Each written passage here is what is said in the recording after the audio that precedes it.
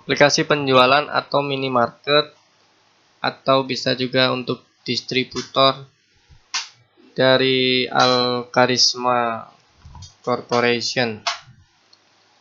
Tampilan aplikasinya ini sangat user friendly, artinya ini mudah sekali untuk dipelajari, terus tidak terlihat rumit.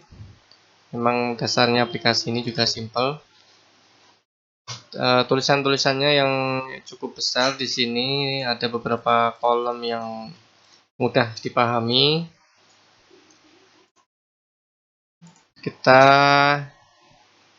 Kita periksa menu-menunya ya. Saya sebutin satu-satu. Ada data produk, terus data supplier, ada data pelanggan, data sales, data gudang, data tabang, data kategori, terus data satuan. Di sini bisa tambah satuan dari produk yang kita jual. Kita pindah ke tab kedua di transaksi. Ada input pembelian. Klik input pembelian, langsung tampil secara zoom full screen. Di sini sangat menarik sekali.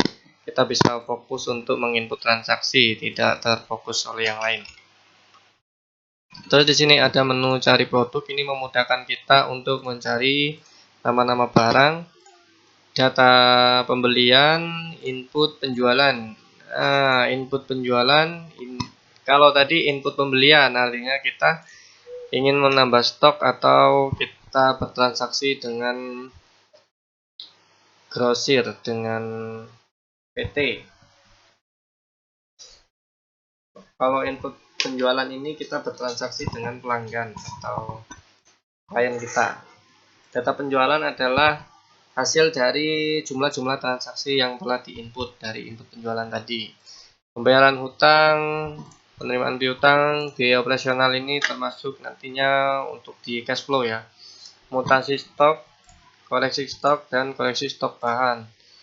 Kita pindah ke tab laporan. Laporannya sebagai berikut: stok produk, mutasi produk, koreksi stok, histori stok, pembelian meliputi per periode, supplier per produk, penjualan meliputi periode cabang, sales, pelanggan, produk, user, hutang meliputi data hutang, pembayaran hutang, piutang juga, biaya operasional, terus laba. Laba di sini sangat penting. Ini sangat penting sekali karena kita menggunakan aplikasi sebenarnya untuk mencari kemudahan dalam membuat laporan laba. Ini yang sangat penting. Terus kita pindah ke tab menu setting. Setting ini meliputi fitur untuk mengubah nama perusahaan akan-akan.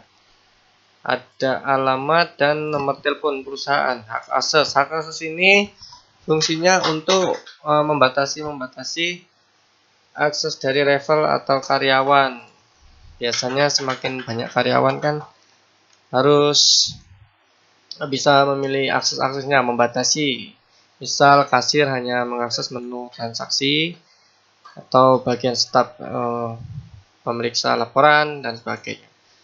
Terus kita pindah ke masih ada tanggal aplikasi. Tanggal aplikasi ini untuk mengkalibrasi tanggal aplikasi dan tanggal yang ada di komputer. Tutup hari berarti ini kita closing penjualan atau toko tutup. Tab terakhir ada utilitas database. Di sini meliputi koneksi database. Nah, artinya ini untuk mengatur di mana posisi letak database kita. Apakah localhost yang artinya PC tunggal, atau kita menggunakan IP server yang berarti kita bisa membuat beberapa komputer untuk klien.